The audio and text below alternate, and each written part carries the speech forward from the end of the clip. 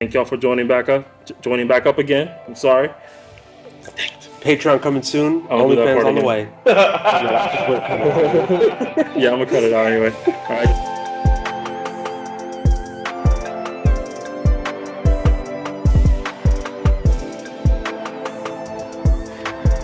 What up, ladies and gentlemen? We're back with the HoopTalk podcast.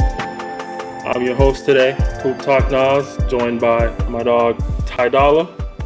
And we got Lando, aka Pluto. We're gonna get into some hoop topics, talk about some NBA, some local, college, high school, everything related to hoops. All right, so y'all make sure y'all hit that subscribe, like, share with all your friends and family, so they can all join the conversation. Maybe offer up a couple opinions too. All right, thank you all for joining back up again. All right, so let's get right to it. Check up. Let's hoop talk. All right, today. We're going to have a lot of interesting topics. We're going to actually have a lot of debates.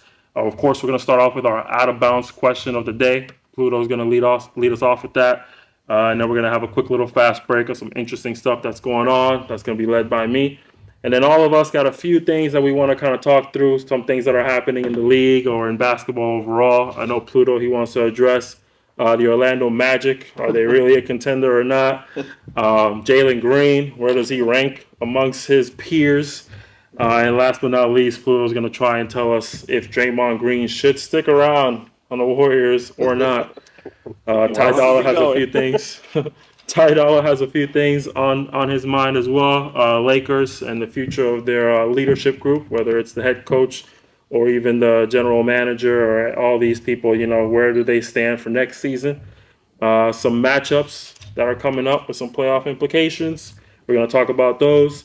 And then if you got to start a team, who would you pick? All right, so he's going to lead us off to see who would you start a franchise with. And I myself got a couple interesting things that I want to talk about. Caitlin Clark to start off. She got offered a very interesting deal. We're going to talk about that very soon. Hall of Fame or not? That's a debate that I've been hearing around social media lately, and I would like to hear you guys' opinion on who deserves a Hall of Fame spot and who does not. And then my favorite topic, sports betting, and our good old friend, John Tay Porter. So we got a lot of things to talk about today. But like I said, we're going to lead off with my man Pluto with his out-of-bounds question of the day. Pluto, get us talking, man. What is it? All right, y'all. This is just something I've been thinking about recently.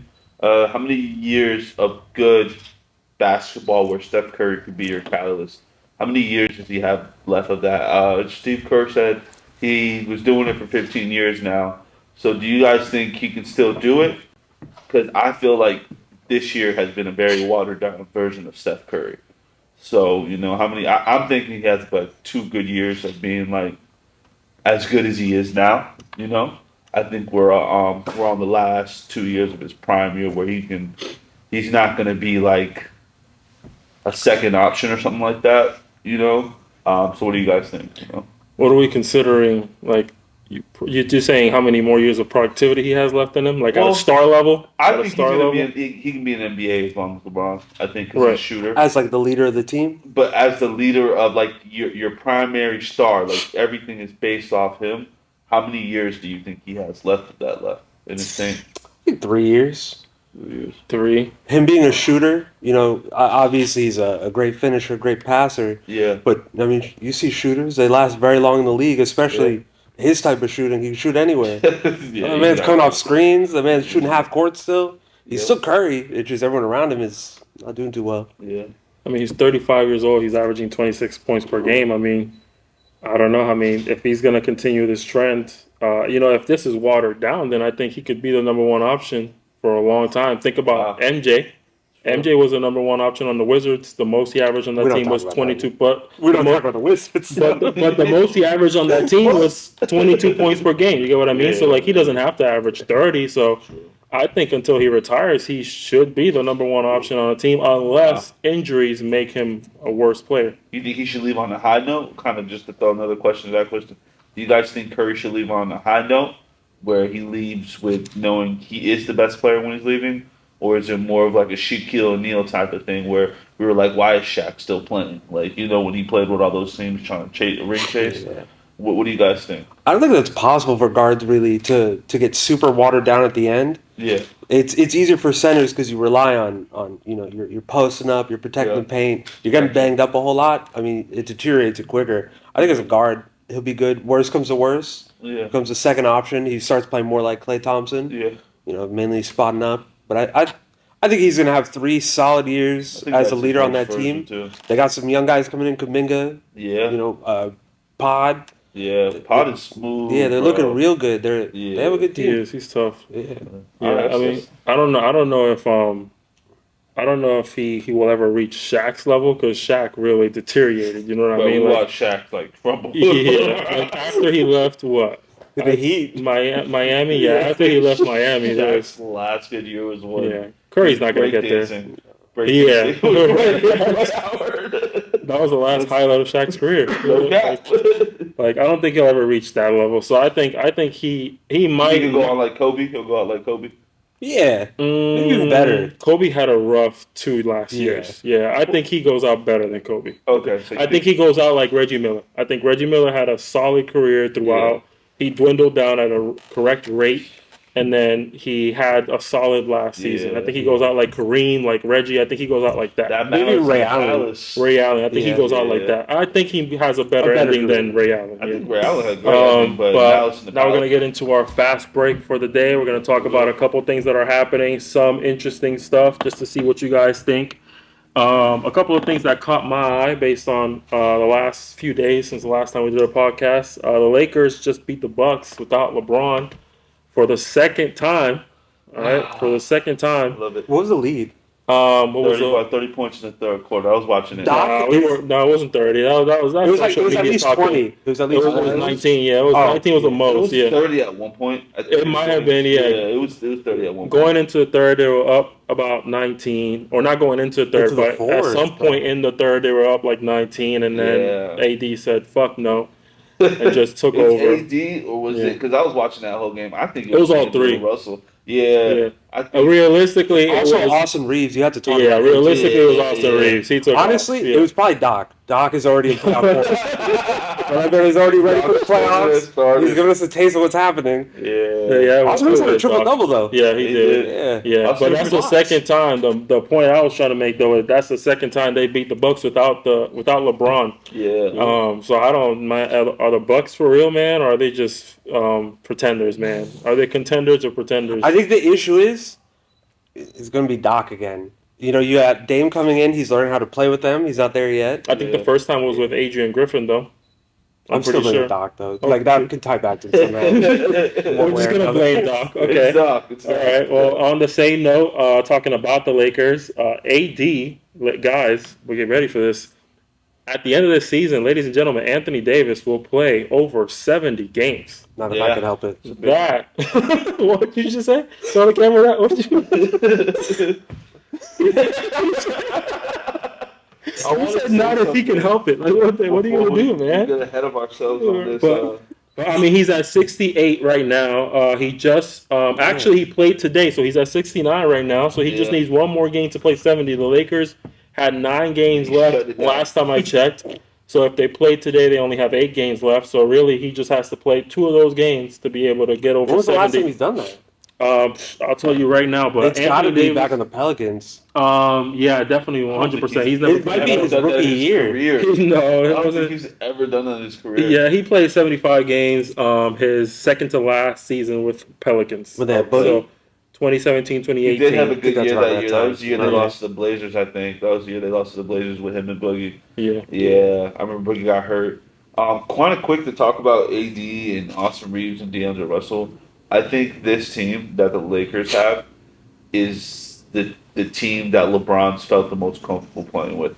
I think the Heat teams were good teams. I think the Cavs teams were good teams. I even think those old Laker teams were good teams. But like when it comes to actual fit and like having like players who can kind of create on their own, superstar defender and AD. I think this might be the best team, and it sucks because this is like a ninth team. Right. I was about to say, But it's funny that you say that because yeah. this is the worst record he's ever had in such a long period of time. He hasn't had a losing record, but he also hasn't had the best winning record. It's wild though because they have not really been that injured this season. Yeah, At most, no, they have been very injured. Yeah, not really. The stars haven't been injured, but the supporting cast has been injured. But that's the issue. You still have your stars there and they're what, true. 41 and 32, 41, 33? And then that click with Russell happened out of nowhere. Like he just No, man, kudos, man. Shout out to D'Angelo Russell, bro. He hooped his way out of a trade, bro. Like he hooped his. He was really about to get traded, bro. China. We were genuinely about to have Murray. No, we were 100% about to have Murray's balling out too right now. Facts. Murray's facts. 40 shots of 40 points, but he said, y'all don't want me. Fine, I'll show y'all what you're missing out on. I'm a winner. I'm a win. Beat Boston back-to-back nights, back-to-back in less than 4 days. Yeah, facts. He's hit like 2 or 3 game winners in the last month or so. Yeah, he's nice. He used to do that on the Spurs. He's a good mid-range scorer, and that's the only thing he's really getting at the end of games. Man. He's a bucket, man. I have a group chat where we talk a lot of hoops. Our photographer will attest to it. They be talking about Dejounte Murray wasn't worth the hassle, which I understand now that maybe they were right. Maybe it was a good idea to keep D'Angelo Russell. Yeah. But like Dejounte Murray can hoop, man. Like that would have been a good pickup. Yeah, we never knew that Russell was going to do this, and he did. Yeah, Dejounte Murray can hoop, so it would have been good. But D'Angelo Russell definitely did step up. So kudos to him, man. But enough about the Lakers. A lot of other interesting. Really stole $10 million from people. I'm sorry. The Heat, bro. Ultra hates the Lakers. He's sending spies over there. That's all it is. Love that. Yeah, no, for real. But the Rockets, man, they're making a strong play-in push. They are about to be in that play-in tournament if the Warriors can't get it together, which they have got it together. I'm not sure where they stand right now. I think the Warriors are playing right now. I don't trust the Rockets on the road. Yeah, that's true. But I think the Warriors are playing right now. Jalen Green has figured it out since the All-Star break release. He's got a couple mouths he's got to feed soon, man. You know why it is, though? It's because Pornhub got banned. The Texas teams are killing it right now. Pornhub got banned, and those teams are like lighting it up. I don't know why, bro. It's crazy. No, bro. Since March 15th when it happened, they're 11-0. All of the Texas teams. They've not lost a game. I'm not counting the Spurs. We got to put that article up. I did not know that was a thing. Before that band got put. I'm sorry for you guys. Do we have Texas fans? What do you mean? Like me? I'm not. Shout out Beyonce. Oh, I don't know. If you're a Texas fan, man, shout out. Yeah, shout out Beyonce. Shout out Beyonce. We're not going to talk about that. Did we explain why that's on there yet? No, we haven't. We're not going to.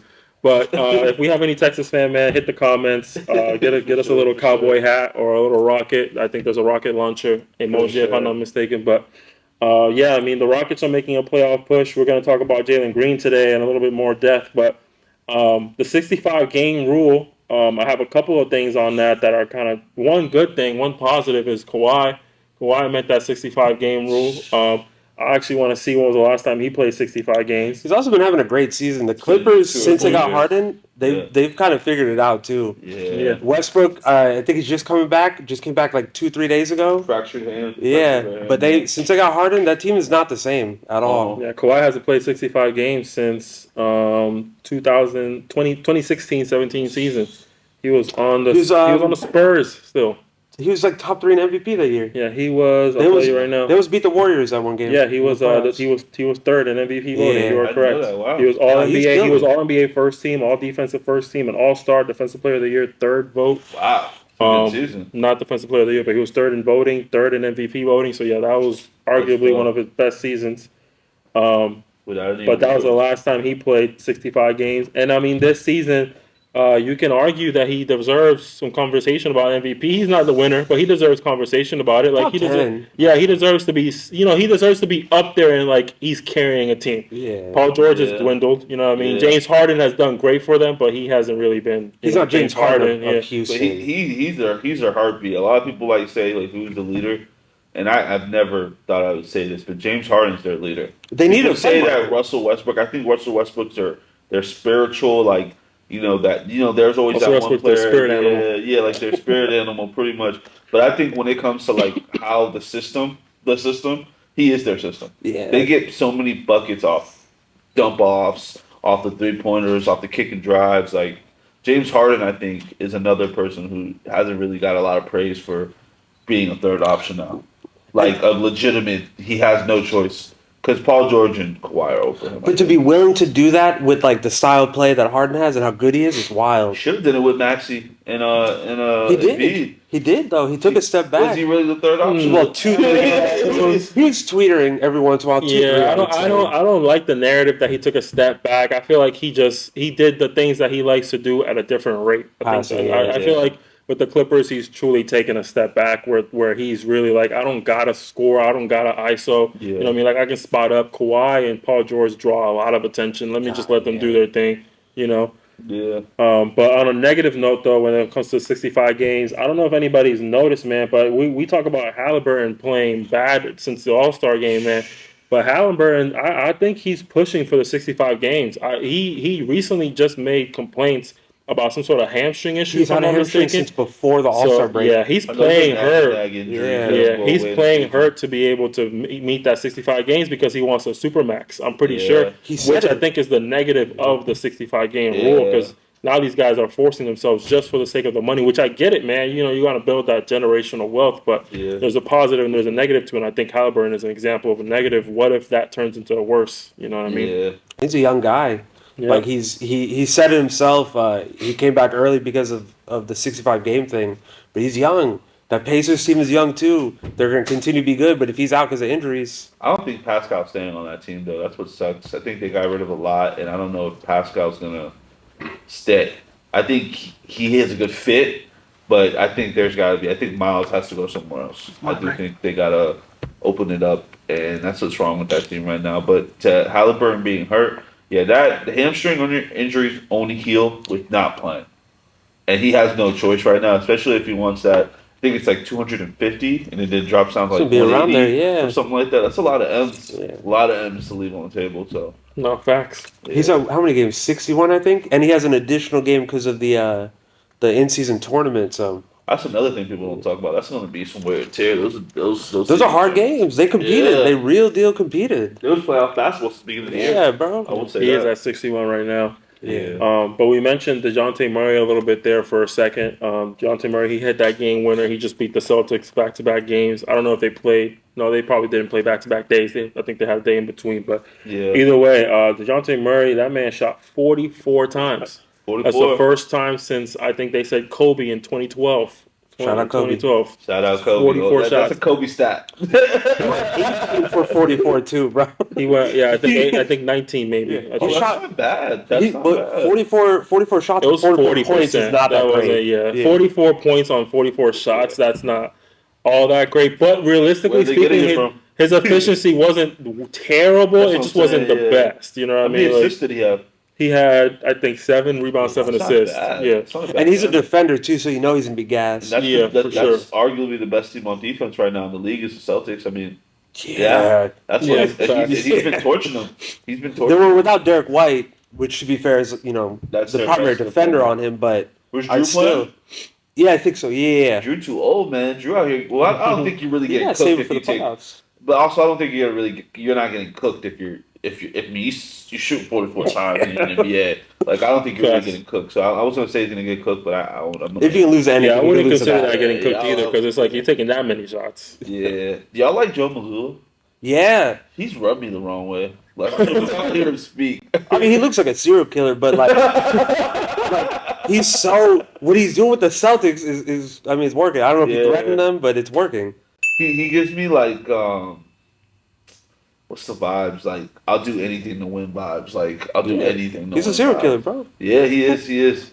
That when he tried to block that 3-point shot, this man likes to win. Fact check for a second. Drew Holiday and Derek White both played. So DeJounte Murray shot 44 shots on two of the best perimeter defenders in the league. And he didn't want Trae Young. So all the attention was on DeJounte. Yeah, it's been his show for like the last. He was chucking them up. 3-game winning streak right now. Actually, he was chucking them up. 3-game winning streak. Yeah. Maybe they trade Trae. 2 of those games were against the Celtics. Yep. And one of them was a comeback. They were down. Yeah, they were down 30. They were down 30. They were actually down 30. Yeah. And then last but not least, some of the random things that I did see. good old Kelly Oubre. I think it was the Clippers. That's my guy. He was a little upset. We're gonna put this clip up because it was hilarious. You could try to read his lips, and I think you're gonna know exactly what he's gonna say. He was a little upset that the referees didn't call fouls at the end. 2 fouls. I think the first one was an exaggeration by him. I think it was good defense. I think the second one was a pretty obvious foul. The referees did come back and say that both of them were fouls, even though I don't think the first one was a foul. I think it was good, a physical play. But he was a little upset, so he went up to the referees at the end of the game and he decided to tell them. Him and Nick Nurse. They both got fined too. Yeah, he made a reference that I was referring to a female dog, which I will not say on this podcast, but allegedly. Allegedly. But we'll put it up on the screen for you to make your own judgment on what you think he said. So, it's a perfect segue. I think this is perfect. Yeah. You're telling us that you feel like Draymond may not or should not stay with the Warriors. So what's your thoughts on that, man? What are you trying to take? I think this is the last year that we are watching the Warriors dynasty. I think Clay is not going to get re-signed, and if he does, I think he can get a better contract somewhere else, being a specialist, or maybe even a better opportunity to win.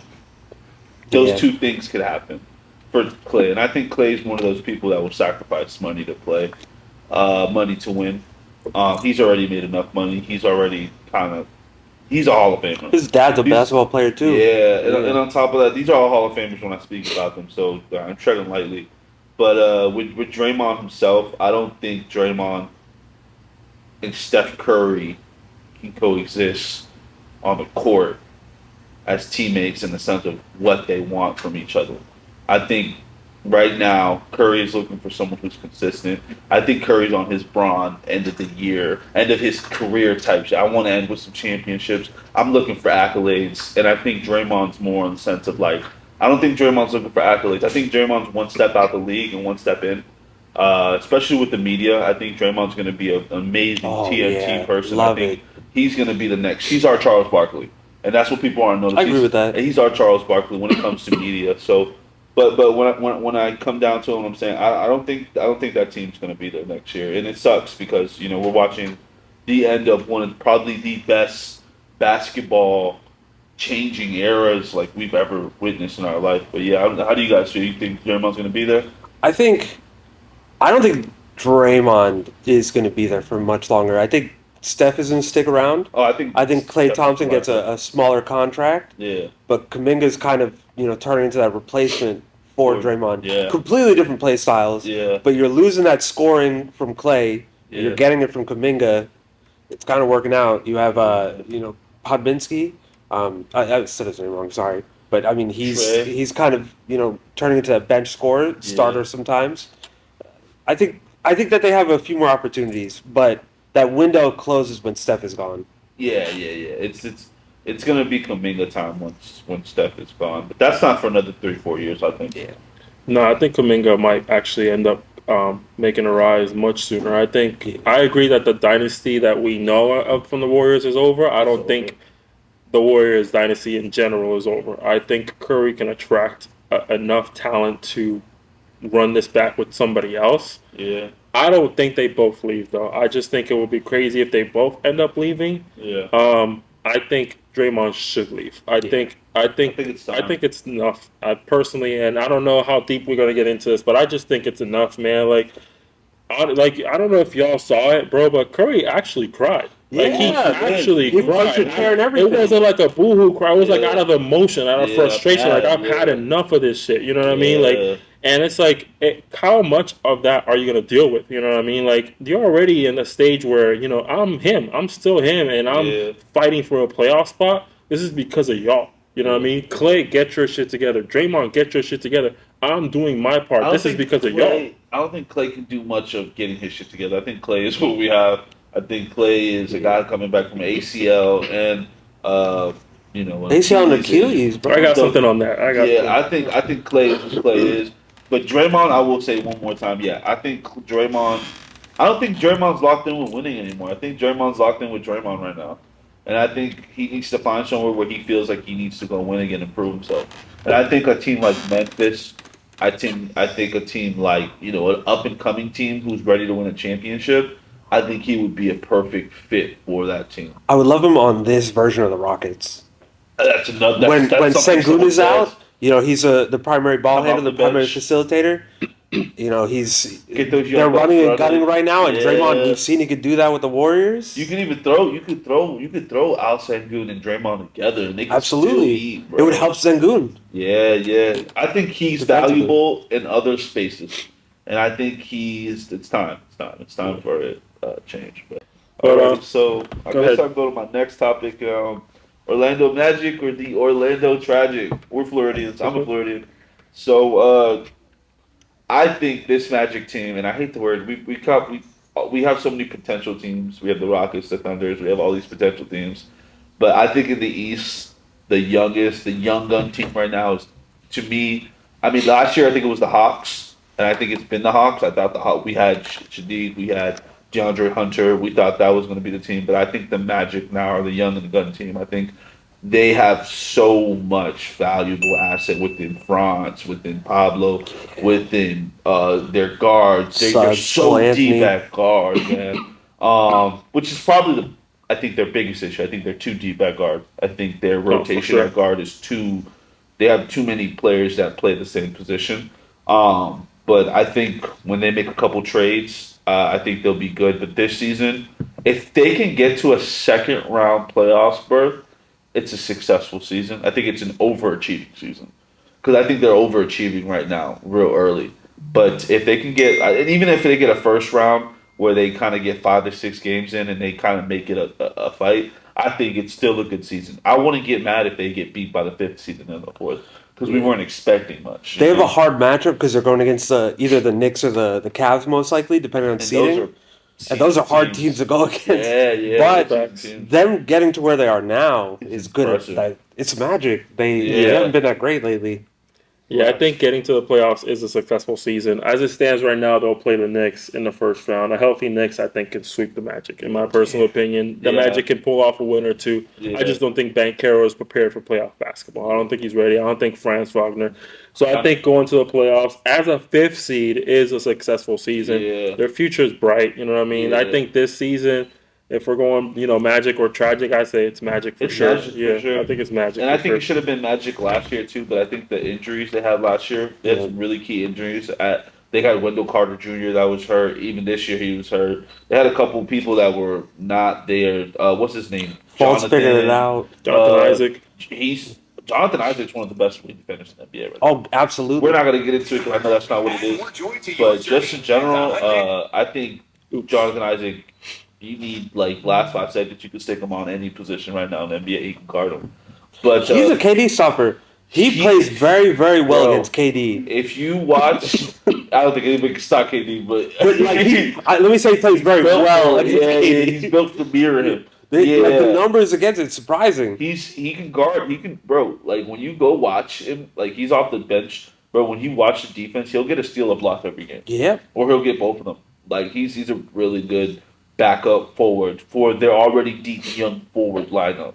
So like I was saying, I think the Magic can get a couple of those guards out of here, get a real guard. I think they should have went hard with Fred VanVleet. That was one of my biggest things. That I felt like if they get Fred VanVleet, they can be a second round playoff team. It's had too many guards though. They had to either trade some. Fultz, Jonathan, go ahead. Oh no, you can go ahead. I can give you the names of all the slugs. Anthony. Yeah, Black. He doesn't even play. He's decent. 6'5" guard too. He's gonna be nice. Yeah, it's a Magic season this year. Yeah, I think Suggs should be the one for them because I think Franz Wagner and Paulo Banchero have proven that they are phenomenal on-ball players. Yeah, they're great playmakers and they make players around them better. Yeah. So I think they could. I think Franz Wagner and Paulo Banchero. I'm not comparing their talent level. Yeah. I'm comparing their combination, but they have a very similar chemistry to Jaylen Brown and Jason Tatum, where they can dominate on the ball, and you can put a Marcus Smart or on the other side of it, Jalen Suggs as your one, and he doesn't have to be a traditional point guard because Jason Tatum and Jaylen Brown are going to be the majority of the shots anyway. You know what I mean? So, or the majority of the ball handling anyway. So I think they have that level of dynamic. They're better. They're great passers. Yes. Tatum more. Paulo Banchero is a better passer than Jason Tatum, and Wagner, whatever, is a much better passer than Jaylen Brown. That when they're at in their careers, that's where people they've made that. I've heard that type of example, but I'm like, I think they're better than them at that age. At that age, yes, I agree 100%. Yeah, I think Paolo Banchero is a better player at a second-year player than Jason Tatum was a second-year player, for sure. That's not even a knock on Jason Tatum. Yeah, that's it's not. Yeah, that's it's compliments not. of Jason Banchero. Tatum is, of course, a better player at this point. Yeah. At second year of their career, Paolo Banchero is a far better player. Next to LeBron, I think Jason Tatum has the ability to be one of the most career decorated players. Like, if you guys watch Jason Tatum, he went to the Eastern Conference his rookie year, went back his sophomore year, and he's just stayed in the playoffs, Steve. I think if he could get himself 2 or 3 championships, he could have one of those careers where you're like, damn, he was always winning. He was always winning. I know you're a Jason Tatum enthusiast, but I think he's a little bit overrated. I think it's hard to play with him. I think he's the luckiest star in the league. I will say that. All right. Like, yeah, he is. What other name a basketball skill Jason Tatum does not have? Passing. That's not true. He's averaging at least 5 or 6 assists per game. But that's not a skill. You could pass, but look at his turnover rate. Yeah, that's fine. But he's still passing the ball. Like, it's not his. I think he's not a good closer. That's a big skill. That's the number one skill LeBron was getting. He is an up and down closer. You are right, and I understand the take. Consistent I closer. get it. He is not a consistent closer, but I wouldn't say he's a bad closer. Jason Tatum has closed out plenty of games. In the playoffs. In the playoffs, also. He scored 50 in a game 7 versus who? Versus the Bucks. Yeah. Game 7, 50 points. Oh, come on. Let's get on to Jalen Green. Let's get on to Jalen Green. Jason Tatum's going to be our topic for next year. It's crazy because I scratched him off the list. Hey, I want to talk about something else. You haven't gone yet. You had some opinions about. Yeah, you're right. You had some opinions about Jalen Green. Tell us about that. Jalen Green. Ever since he found out he's about to have 3 babies, he has been ball 3? What? Wait, was that confirmed? Like he's having his third? I heard 2 were his. I heard there was a third one. Two were almost confirmed. I did hear about the second one. Yeah, I didn't know about the third one. Yeah, he's wilding. But but like Jalen Green right now, bro. I don't know what he's tapped into. A lot of people think it's Şengün not being there and him getting more shots and more opportunities to kind of show how good of a player he is. But do you guys think he's being a little restricted in them trying to figure out an offense with Şengün, trying to kind of make it like how the other NBA teams have it going on, where they run through the big man? Or do you guys think they should be running through like the guards? Because I think their guards, they got a good 2 when it comes to shooting guard, point guard combo. I think they have like a top 10, maybe top 5, shooting guard, point guard combo. And I think they have some of the best wing players, young wing players in the NBA. Not as talented as like you would say like a Magic team or those other wing players, but still you got Whitmore, you got Eason, you got Smith. We went through the list last week. Yeah, we got Green. So when I get to this, like where do you guys rank Jalen Green? Like, is he better than his peers right now? Like, we're talking about the Zions, we're talking about the RJ Barretts, we're talking to people he's younger than them, but he came in with them. So that's how I judge him. Where do you guys rank him? Like, what do you guys think Jalen Green will be? Like, will he be a top 5 NBA player 5 years from now? I would say I'll answer the original question and then that one too. So I believe Şengün is the future of Houston. I think Şengün is you put all your chips into Şengün. I think Fred VanVleet is great for them right now. Ultimately, once Şengün hits his peak, I think VanVleet is going to stand in the way of Şengün because he's a ball handler. He's a pass first guy, and Şengün's ability to get everybody involved will be impacted by VanVleet having the ball instead. So they need to find out what is going to motivate Jalen Green. So maybe try to get Pornhub back or whatever gets him motivated to play this way. Yeah. But when he plays this way, that's why he's balling. when he plays this way, he plays at his best, and I think that pairing can really have Jokic and Murray potential if they do the right things. Now, where does question before we go real quick? Go ahead. So, do you think that Fred VanVleet is kind of like a buffer, and it's the reason why Jalen Green's not able to do what he needs to do because he's like the second ball facilitator, and he kind of he's been playing nasty. Has to fall in line. Do you think it goes VanVleet, Şengün, Green? In regards to playmaking, or just the role level on the of team? how it goes, like who the ball goes to. I think Big Sengun. Shengun. You saying like Like to set up a play? You not mean? to set up a play, but like where they run the offense mostly through, like who gets the most of the actions, like who's passing the ball out of like you know what I'm saying? Yeah, Like, I think Van Vliet and Shengun are tied right now. I think by next season, Shengun goes first. I think Okay. we get it to you at the high post. We do whatever we got to do to get open. You're going to find us. I think right now they're still figuring him out. Yeah. And it's like even, and I don't think, I mean, Jalen Green is the other option by default. I don't think he should be. I think he just needs to be there just to get buckets. Gotcha. So, Jalen Green, it's controversial.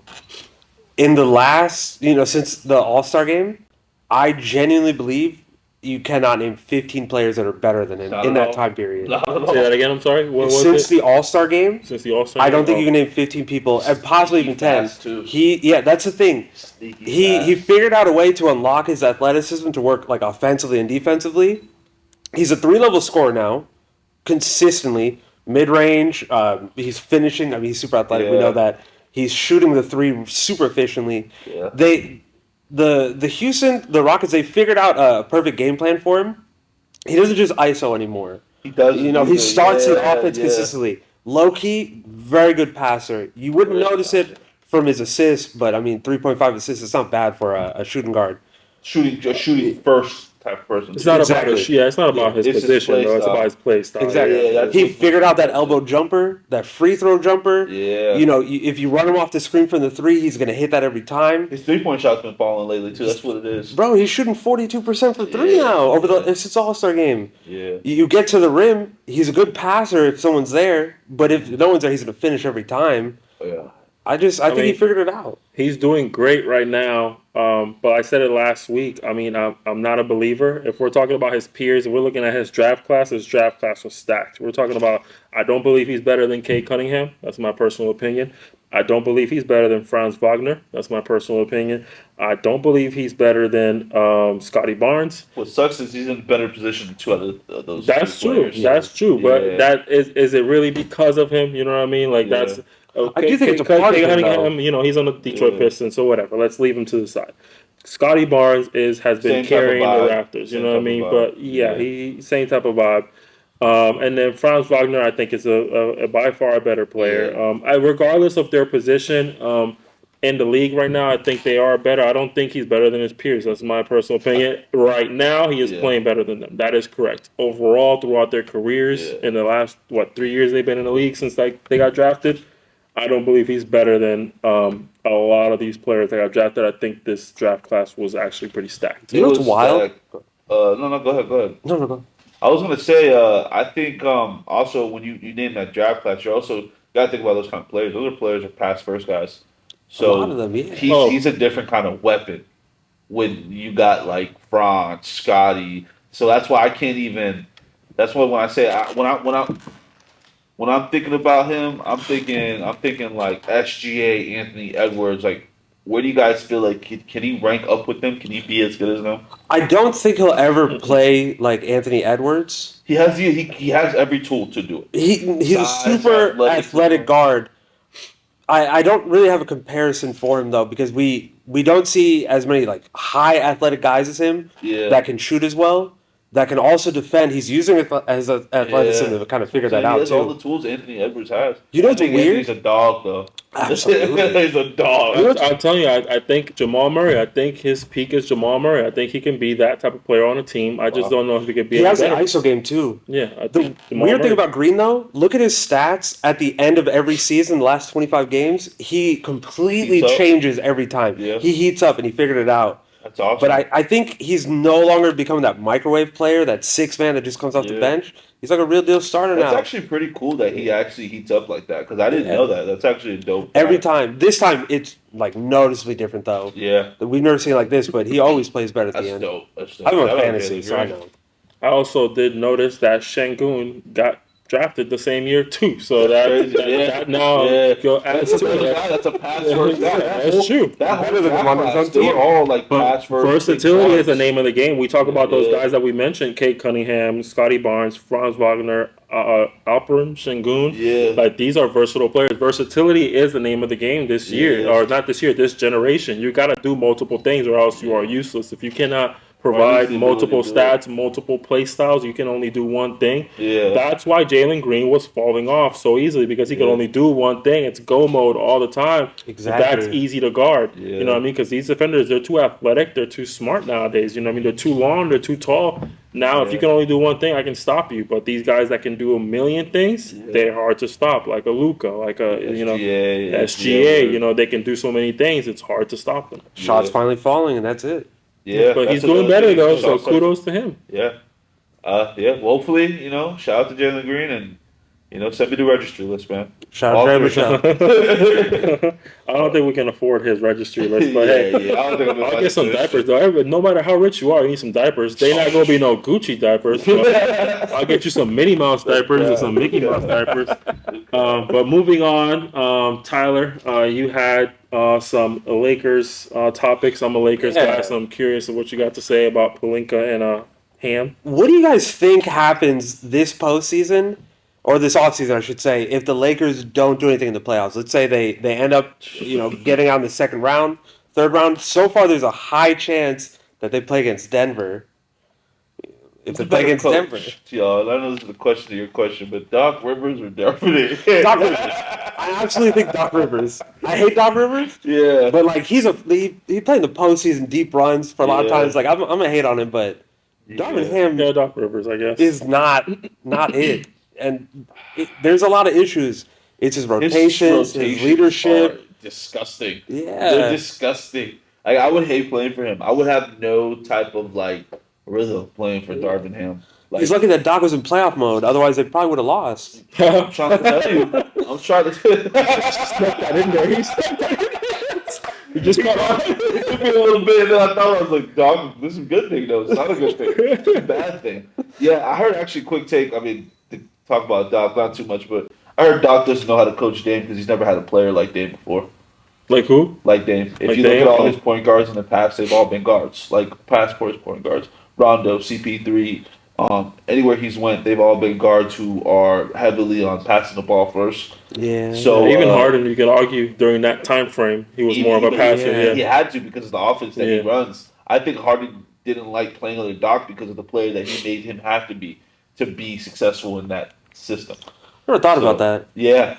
It was a That's good a good take. point. Shout out to Gilly. Yeah. Gilbert again. Oh, Gilbert has Gilbert? a fire take. I wish that was mine, but I don't take no credit to shit. I would shout them out, but I think they have enough followers. Yeah. They need to shout us out. Shout out to Doc.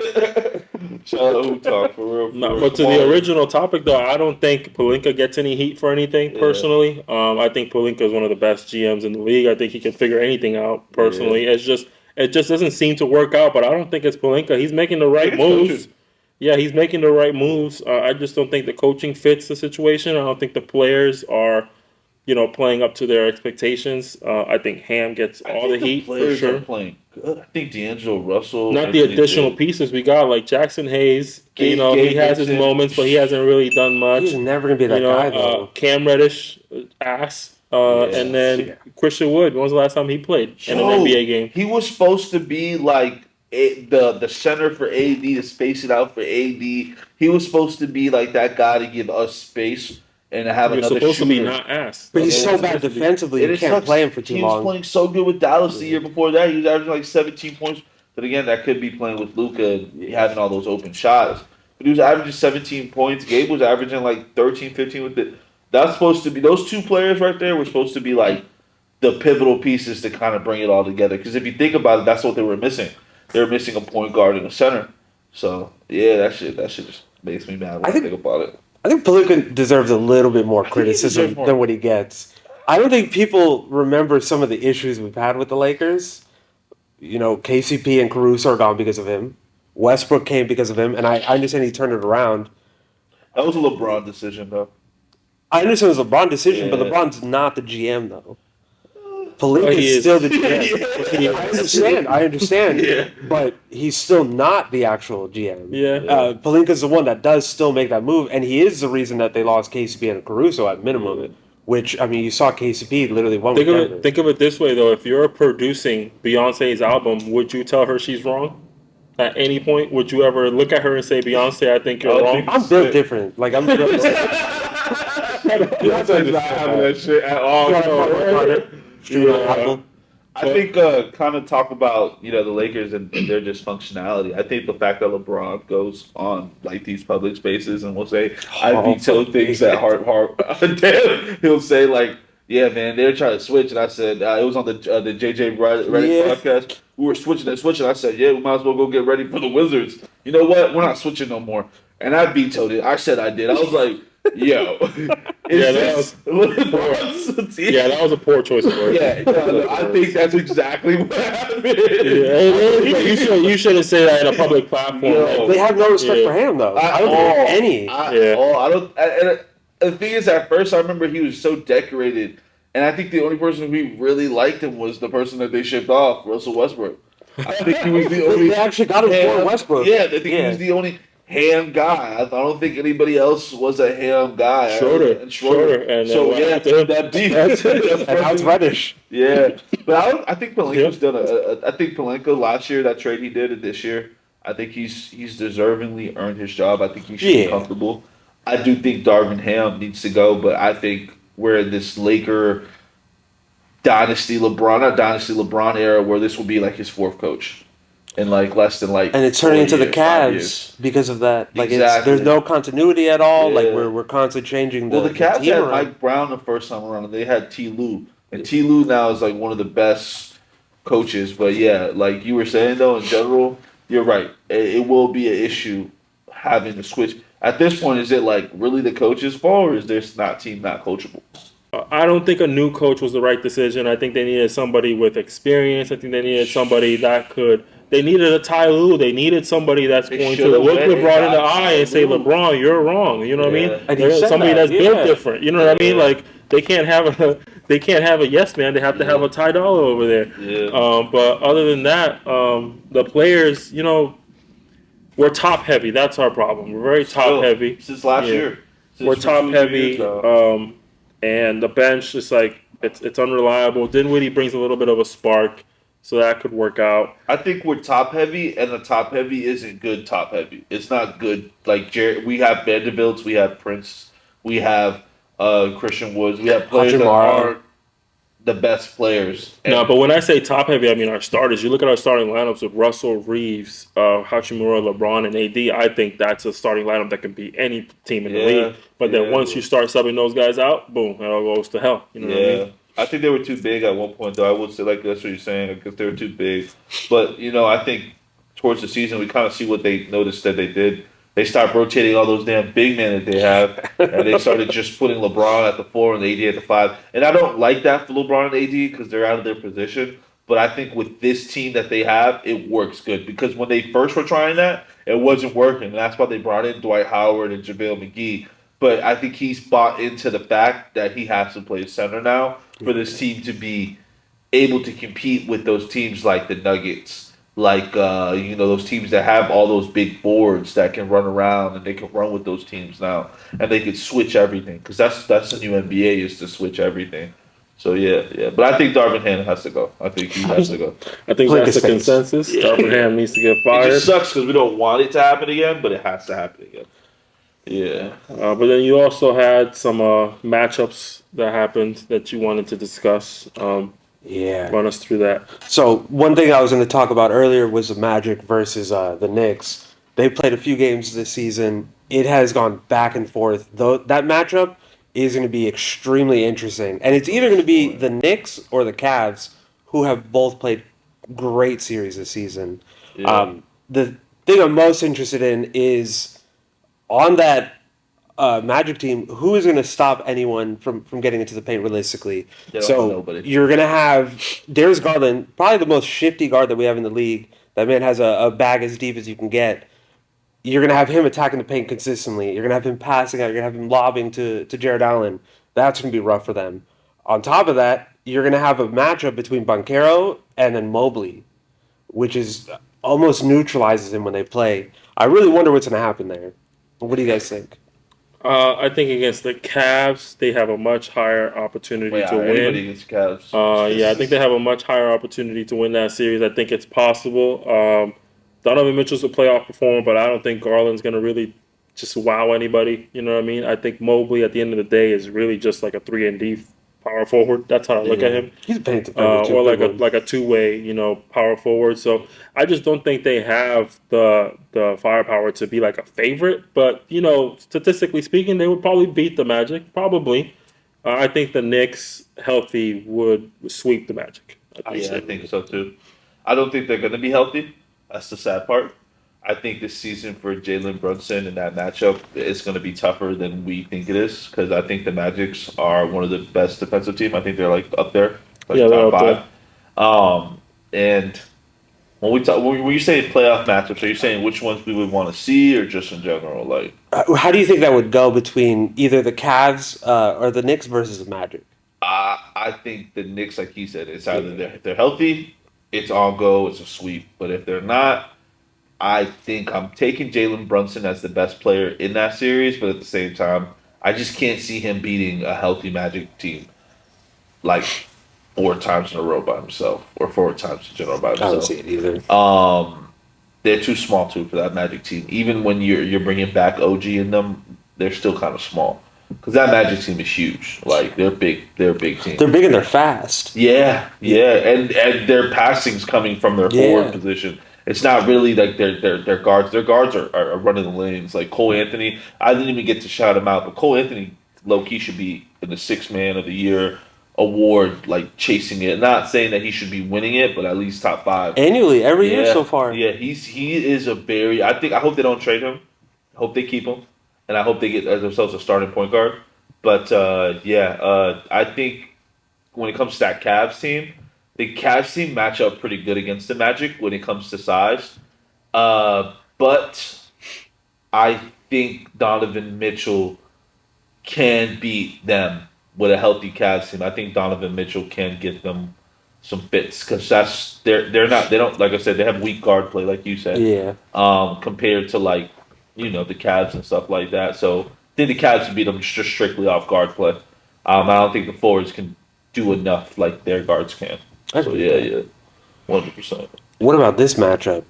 Right now, it's looking like the Lakers are most likely at most going to be the 9th seed, which will put them in the 8th seed once they get to the playoffs. They are most likely going to line up against Denver.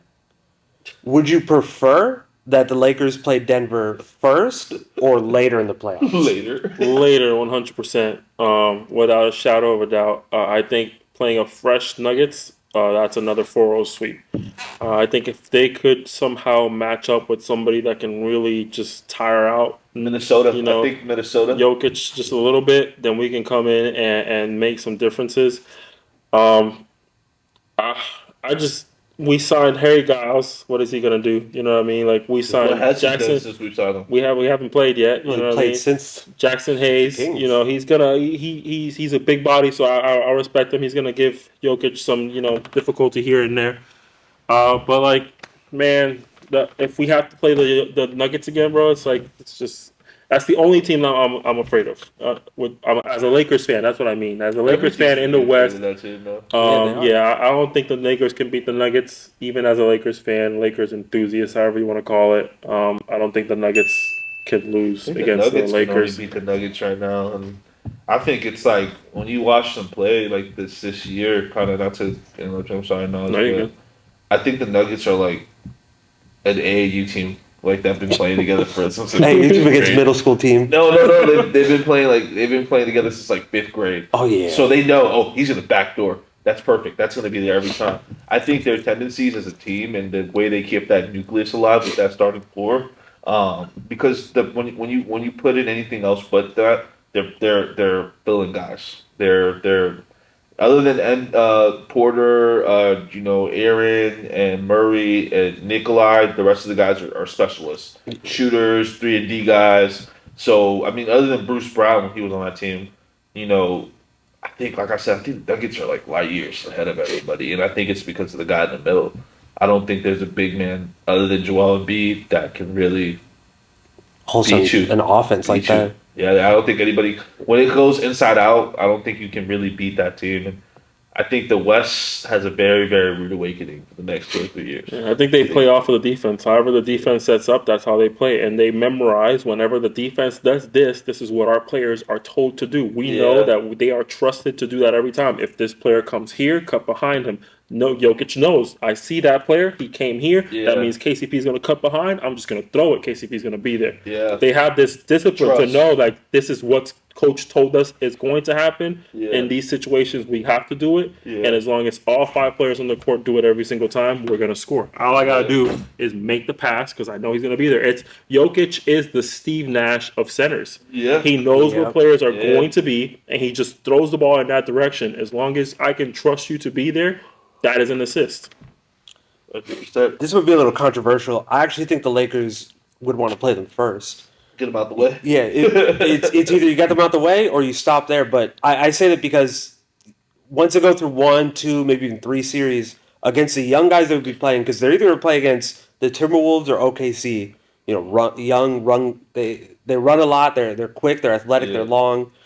They're going to play against them. They're going to get tired out in the first round. Maybe they win. They go to the second round. Who are they going to play next? They're going to tire them out again, and then they're going to get to the Nuggets, which I don't know what it is, but nothing affects that team. Those dudes, they don't really get tired. They're used to playing these long overtime games from like the Portland days. Yeah. Well, last year they were blowing people out before halftime. Yeah. Some heat games were done by like the third quarter. That's what I'm saying. I'd rather figure it out now in that first round when you're fully healthy, everyone is fully energized, rather than you waiting, going through 2 full series, and you know they probably finish their series in 4 to 5 games. You're playing 7 games. Yeah. That's what I think.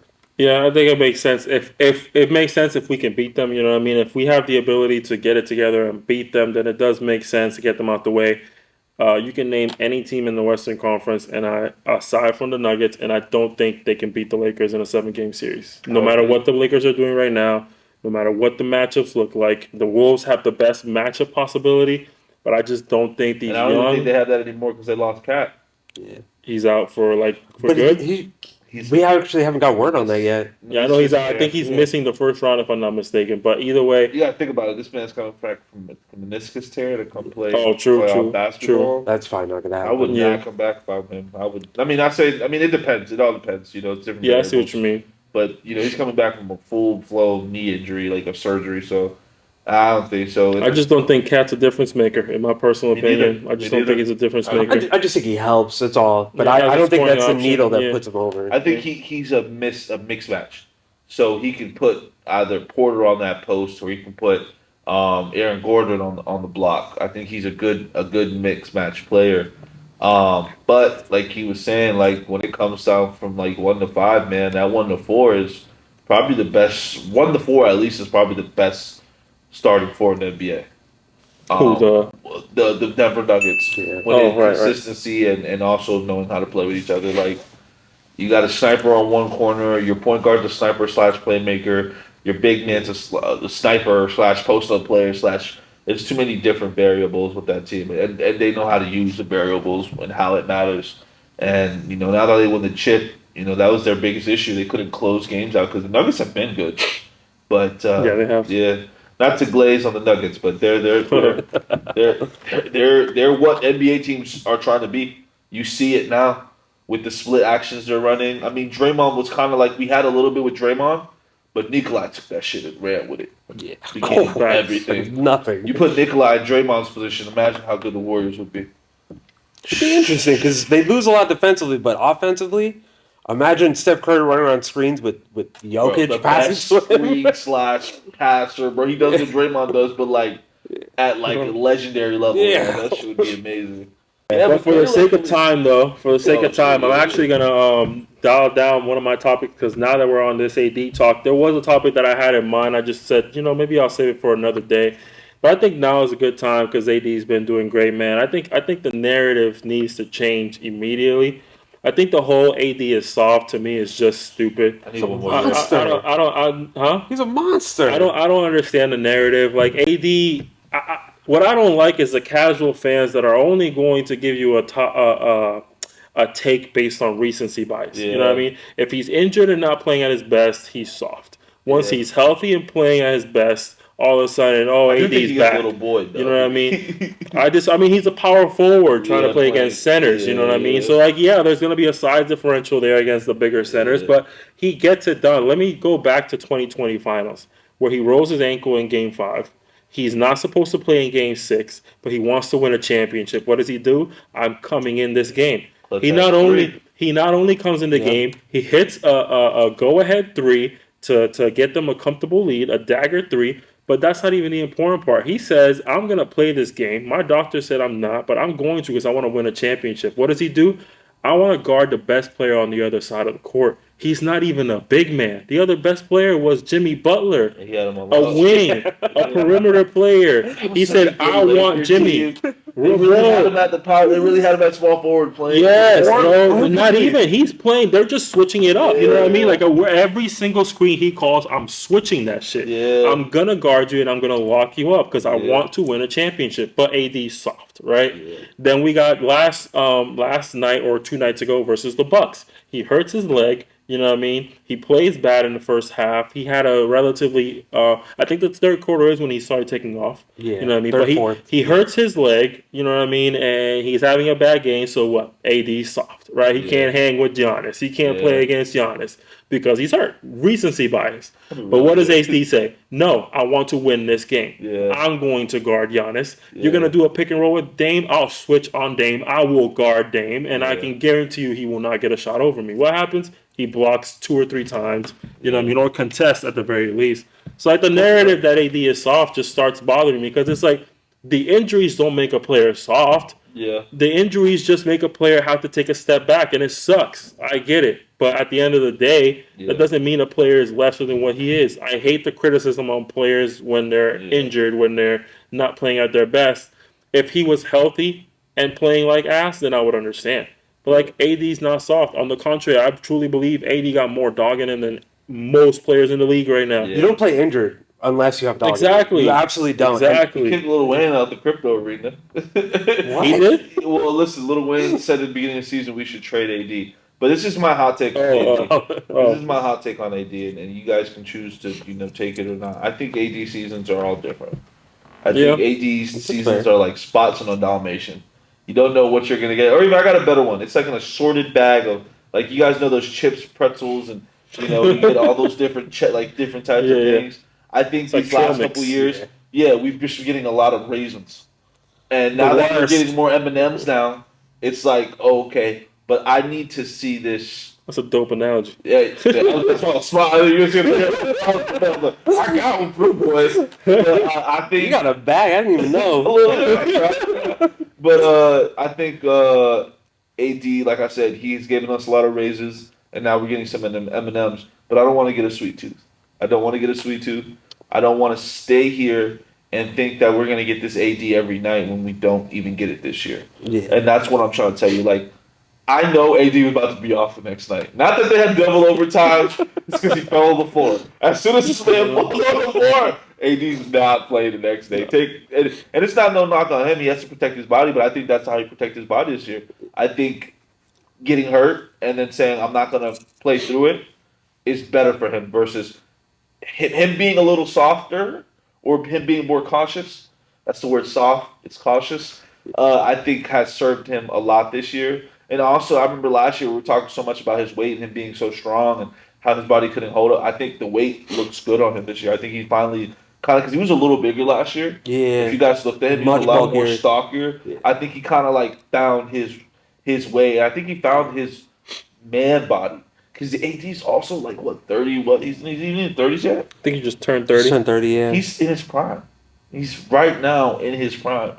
And I think right now, this is where he needs to make his legacy built. This is where we remember you. We don't remember LeBron when he's 18, even though he was amazing when he was 21, 25. We were on the Heat. That's when he turned 30. Kobe, that's around his. I mean, Kobe had Shaq, but where was Shaq at? Shaq was damn near going to his 30s. I mean, there's not a lot of players that we look at and they're good off the rip. They have to mature. Basketball's like wine. You gotta keep playing. You gotta keep doing it until you become good. And like I said, like you're saying, I think AD this year has finally figured it out with his body, his mind, his basketball, And I think he's starting to notice my basketball comes with my defense first. And I think he should win Defensive Player of the Year. I think he should win. I agree. I think and last week I was kind of opposed to it. I think Victor should have won it. I don't think you should win Defensive Player of the Year if you can't win MVP on that team. You know what I'm saying? Like, let's say he was an MVP voting. I don't think that team's good enough for him to get an accolade for doing something.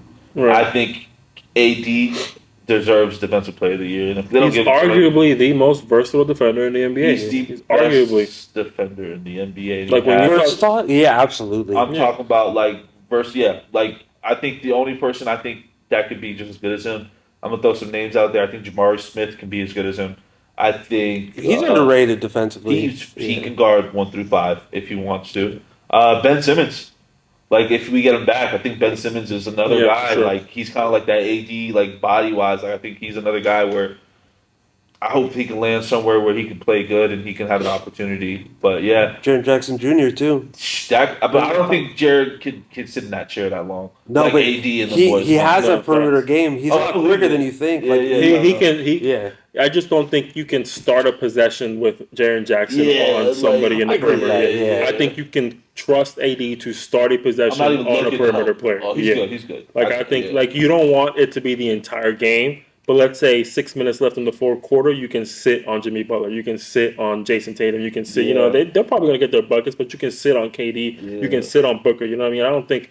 Would you really trust Jaren Jackson to sit on Booker? You know, to sit on these guys on switches. But you're talking about you're gonna like go out there and disturb him for the next 2 minutes. Let's say that is what makes Jaren Jackson good, though, is being able to switch and on switches, like 5 to 7 seconds. That's one thing I learned from a high level coach. Is like, if you're a big man and you can get a switch and hold yourself down for 6 to 7 seconds, you're golden. That's a lot. That's an NBA time. I mean, half a second for an NBA time is like. Forever. You can stand your ground for 3-4 seconds, and they're just gonna pass out. You know what I mean? Boom, you did your job. As soon as he passes the ball, bang! That's lock up defense right there. Yeah. With the Lakers, though, I don't think that they can unlock their like true winning potential if AD is not playing the defense he is now. Yeah. So if he goes down with an injury in these last couple of games or something, or if he plays against cross our fingers. Sorry. But if he plays against a center that is constantly botting him up and he's not able to play that help defense. Same player. It's a lot harder for him. But him slimming down a little bit, him playing a little bit more of the perimeter game. He's shooting threes. He hit like 2 threes during the Bucks game. That's the AD that you need if the Lakers want to win. Without that, that's the AD that I promise you we're going to see in the playoffs. That's what I want. AD. Another thing, and that's where I'll wrap it up when it comes to the AD conversation, is AD is a playoff performer. He is. He's never had a year. Last year was probably his worst performance, and it wasn't because he didn't perform well. It was just offensively, he wasn't the threat that we needed him to be. He wasn't out there trying to go for 30. He was consistently in that 25 points per game range. He had to defend the whole time. Yeah, where he had to defend so much. You know what I mean? Like it was tiring, but AD is a playoff performer. You look at his playoff performances throughout his career, and AD is consistently, one of the top performers. I think these last 2 years before, this year, he was with Russell Westbrook. Yeah. And they were dealing with that experimental child thing. Like, he was getting a lot of passes from Russell, but you got to think about it. He wasn't touching the ball as much as he is now because Russ had to touch the ball. You get what I'm saying? So, like, I think the reason why we're kind of seeing this resurgence on offense as well is because he's getting his touches at the spots where he wants it. And LeBron, playing with him so long, if you watch LeBron get AD an easy 13, 15 points just by, you're going to be there? Okay, that's a spot off a roll. So I think also it's the playmakers he has with him now. I think they're way better.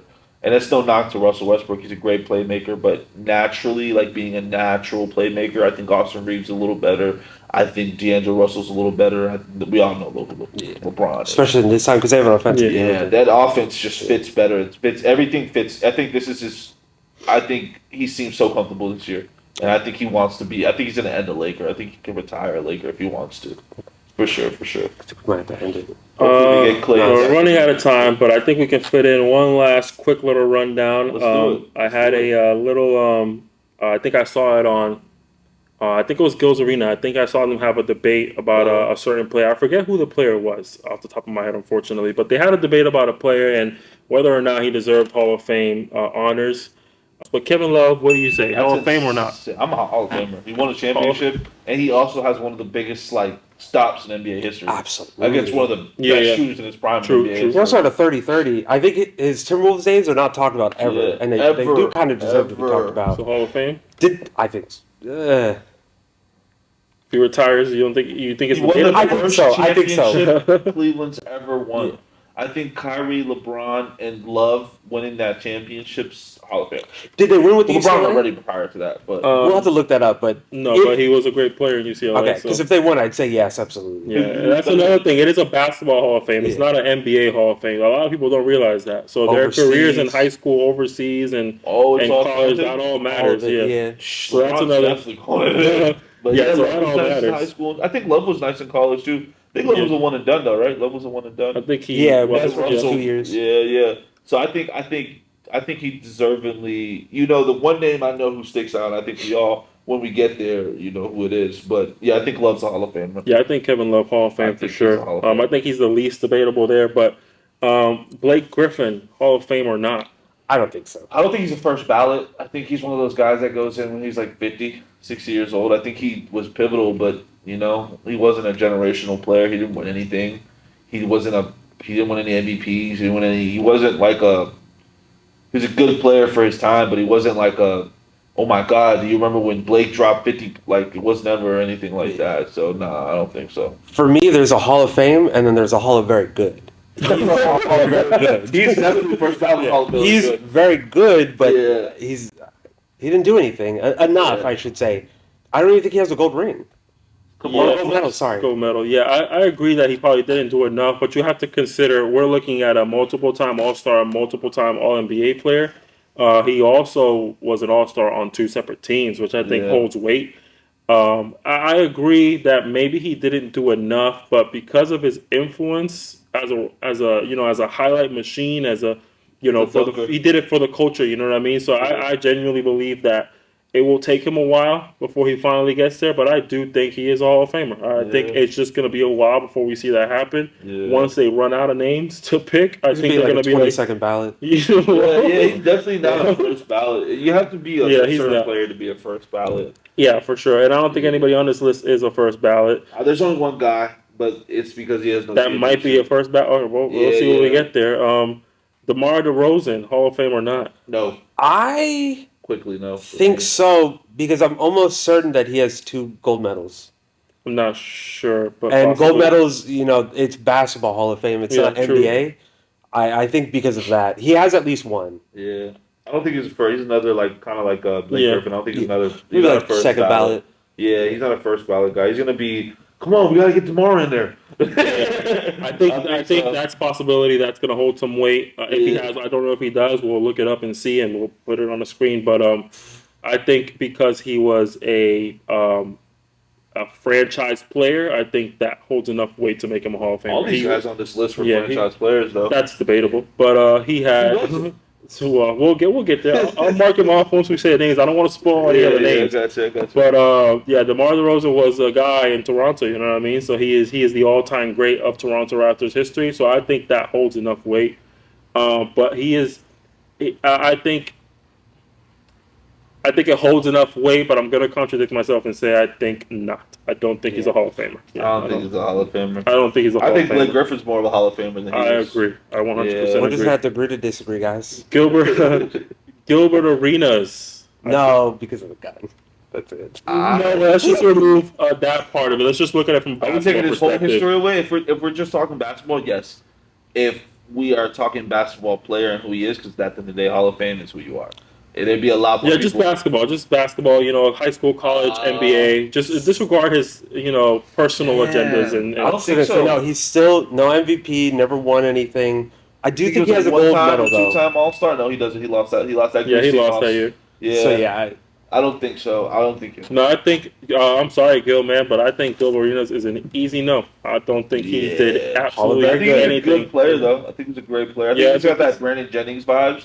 I think that's why they all hang out. They all have the same vibe. They all have that same vibe. Like, they were good, but they weren't great. You get what I'm saying? I don't think They he'll were order very his good. Hall of Famer. If he makes it, man, that's really going to change the mold next of how it one, works. I'm standing on. Okay. Business on Vince Carter. Yes. Is he a Hall of Famer? Yeah. No, absolutely. That man literally murdered someone in the Olympics I think he's for a gold medal. I think he has that same issue that these other players are having, like DeMar and Blake. I don't think he was like an amazing basketball player, but I think one thing about Vince was he was a symbol. He was like an icon. I don't think these guys are icons. Like, people still wear that Raptors jersey. True. You know, Cleanest. People still do his dunks in the dunk contest. The dunk contest is known by two players, Michael Jordan and him, in a sense of who like made it a national thing. I don't think anybody. I mean, you know, the newer players. You know, obviously we have some players like Aaron Gordon and them that kind of did their thing, and Zach LaVine. But when I'm talking about like sensational, like people would say it to this day. Like, if he had a work ethic, he would have been better than Kobe. Yeah, facts. And he didn't. And that's what's insane. He had no work ethic, and he can still dunk. So I think, to me, he's a first ballot. But when it comes to accolades, no. Oh no, I don't think he's a first ballot. I don't think. I think he gets in there 3, 4, 5 ballots in. Oh, he's coming in soon. He's going to be in that Hall of Fame. Yeah, he's going to go. He could be. You might be right, and I could see them voting him in. My personal opinion, though, go ahead. I'll let you go first. Actually, I already said, he killed a man. Oh, he's just sticking. He's standing on business on that. I think he's debatable. I think he'll get in there, but if it's my personal opinion, I hate to be negative, but I just don't think his accomplishments hold any weight. I'm sorry. Yeah.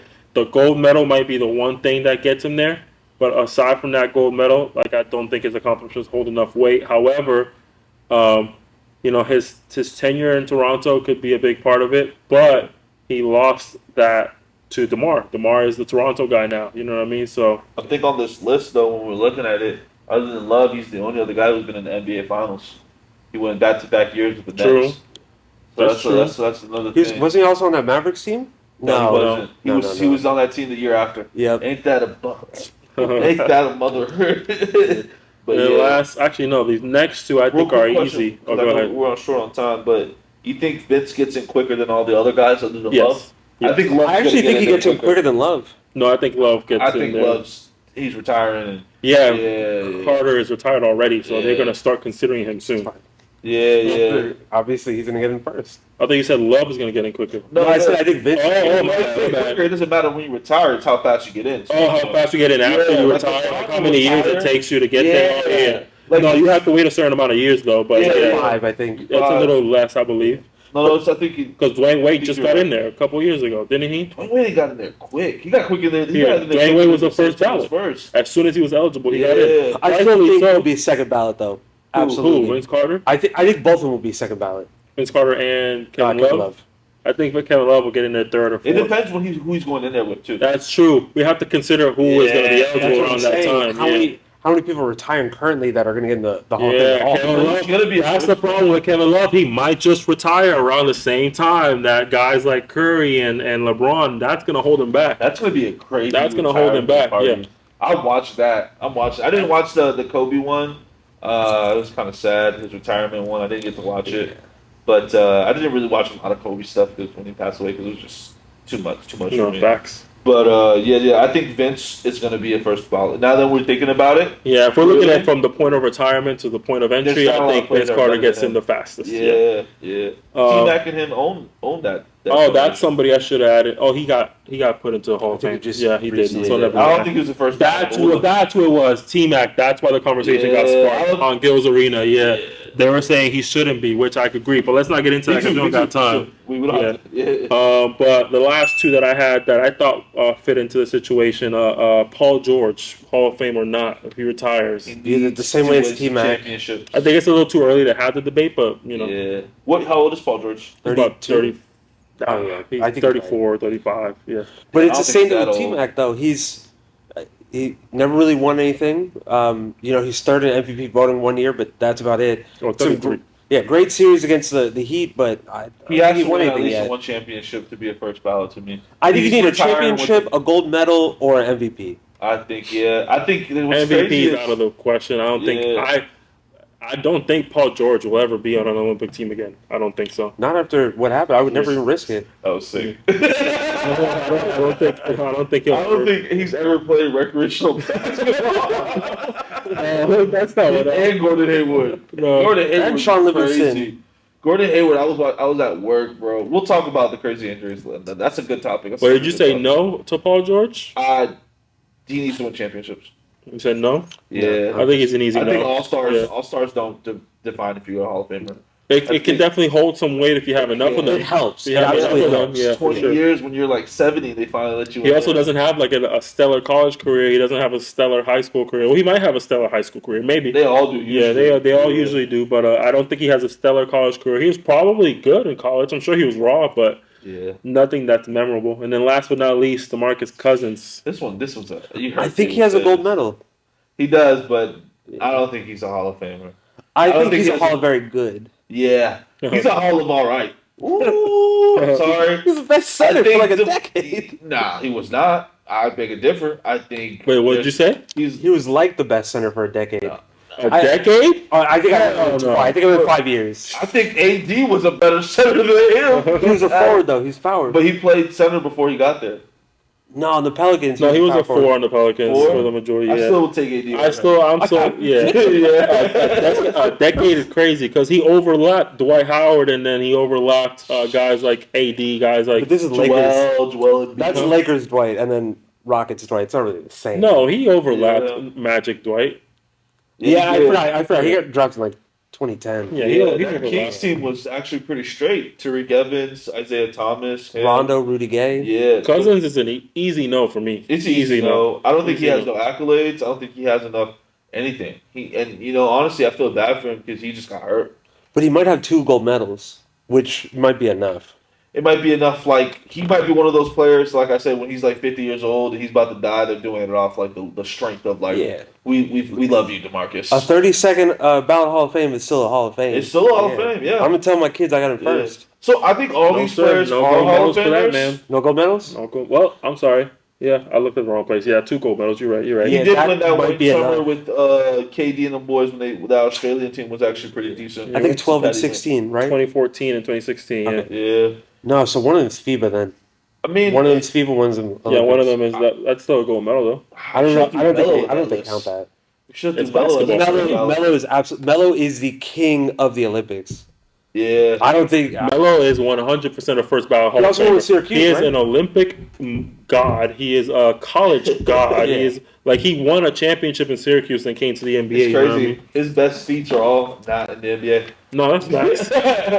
He is a generational player in the NBA, though. He deserves the credit. Yeah, he's first ballot, I think, in my opinion. First ballot, agree. easy. Yeah, I think that's where we're going to have to wrap it up. I see the guy looking through us through the window there, so I think he wants us out of here. But thank y'all for tuning in, man, for another episode of Hoop Talk, man.